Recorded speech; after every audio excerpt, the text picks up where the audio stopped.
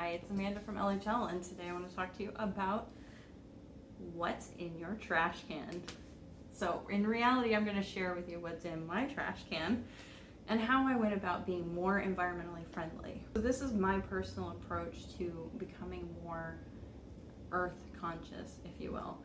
So there's a lot of debate about all the things that humans are doing to destroy the earth, and a lot of it is out of our control. As individuals, there's not a ton of solutions. Some of these places, there's just no option for good recycling, or there's not an option to get shipping and products close to you. You might even have to have some foods shipped in. So everybody's approach is going to be a little bit different how they go about it, but what I want to share with you is how I went about it. I want to start by talking about my why, what my personal reason for getting involved in recycling is. And honestly, it's because I heard on the radio that my city was projected to fill its landfill 3 years too early and cost an extra like $10 billion or something like that to build a new landfill 3 years too early. And they discovered, I think in that same report, that 70% of the items in the landfill were easily recyclable.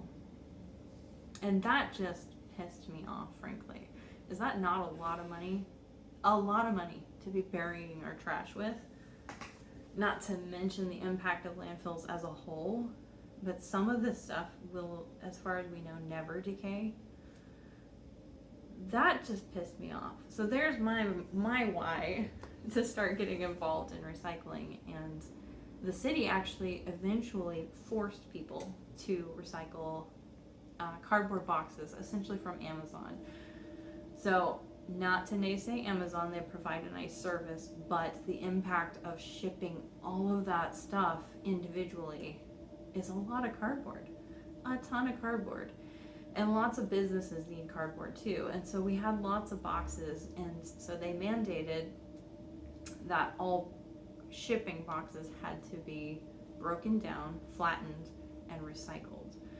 And they forced companies to come up with methods for recycling these. So suddenly, in my apartment complex, I could actually recycle cardboard right there. I could recycle other things too. They went ahead and introduced all of the recycling. Yeah, I think it was all of the recycling streams that the city did, they now offered. And initially we had to separate out by different types. And then eventually, I guess they decided that to get more people to recycle, they dumped everything together. So I don't know if that's a great solution. Just more labor on the backside. It's easier for the people, but individuals are not good at knowing what should go in what category. So anyway, with my method, I always look at my trash can, start there. What are you throwing away? Straight into the trash. So I actually brought over my trash, which I showed in the short as well. But so I need to take trash out, and I've been saving it for you. Aren't you happy?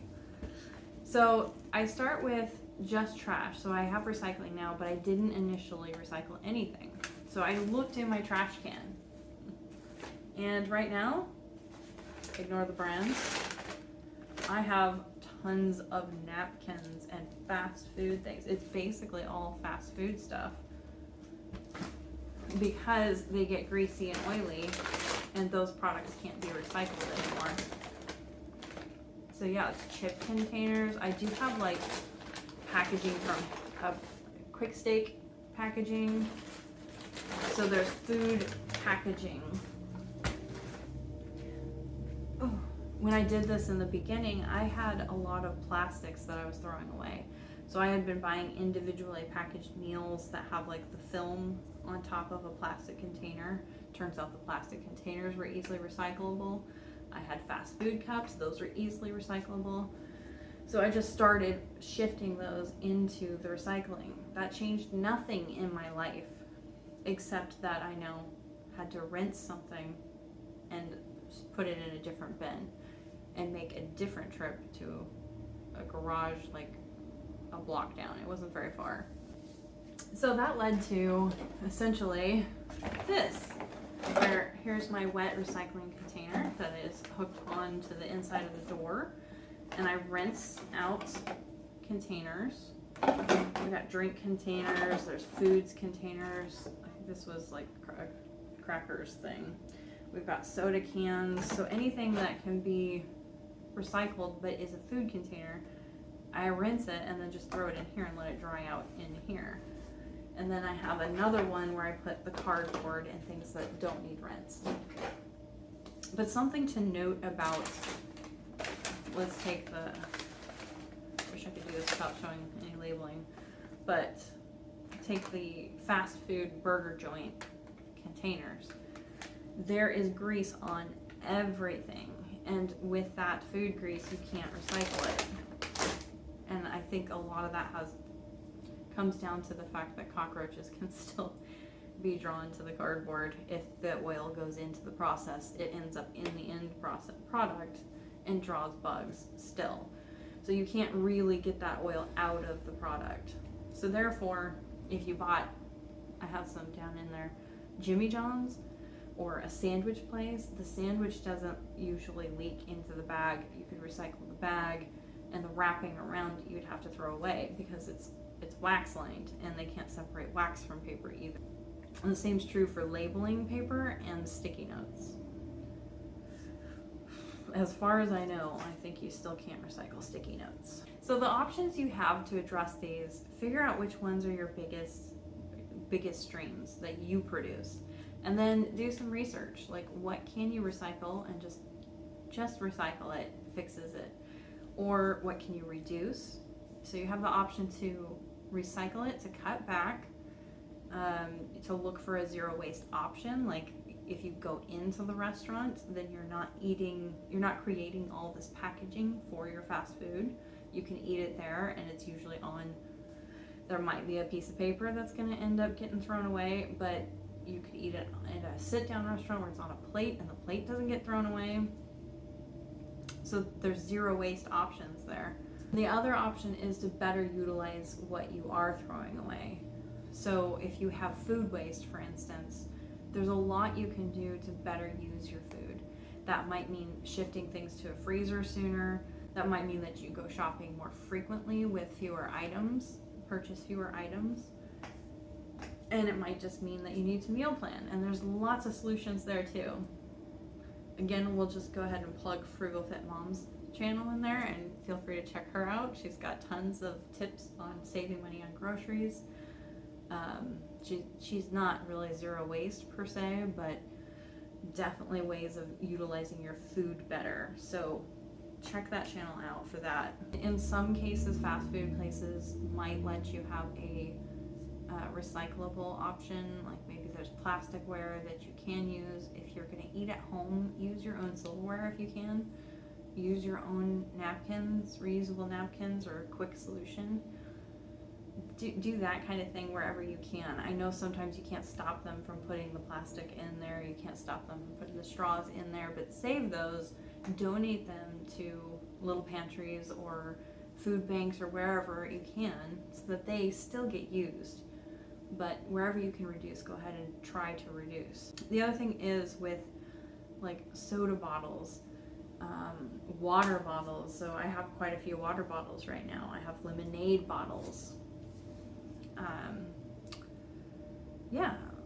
I have the option of, I can do the zero waste option, which would be I use a reusable container, a glass bottle perhaps.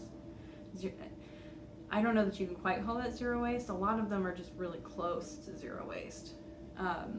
A glass bottle, for instance, its end of life can be recycled very well. The cap's not always.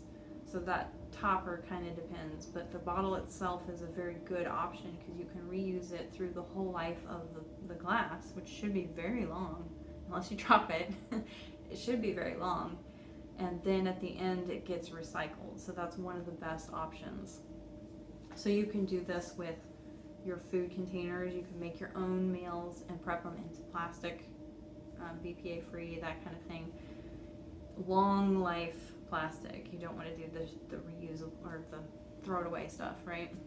You want to make the thing live as long as it can, work as long as it can, and reuse rather than a bunch of Ziploc bags that you use one time and throw away. So there's a lot of people that wash their Ziploc bags. Congratulations. I can't make myself do that. I don't know, that's a lot. And I haven't liked stasher bags. They're hard to clean, hard to get oils out of especially. But there's a lot of these options that you can get. You can get a stasher bag. It works great for a lot of people in a lot of different contexts. You might find that you still need a Ziploc bag here or there, but there's tons of options out there. Don't try them willy-nilly because you're creating more waste. If it's not going to work for you, you'll throw it away. But try one maybe. Start very small, otherwise you're creating more waste. So that's a rant, right?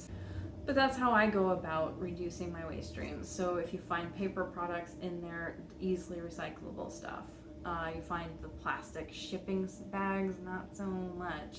At least they're low volume, but there's not much you can do about them. They don't recycle. If you go to the grocery store and you can start that habit of using a reusable bag, by all means do that. It's great. Some places you have to.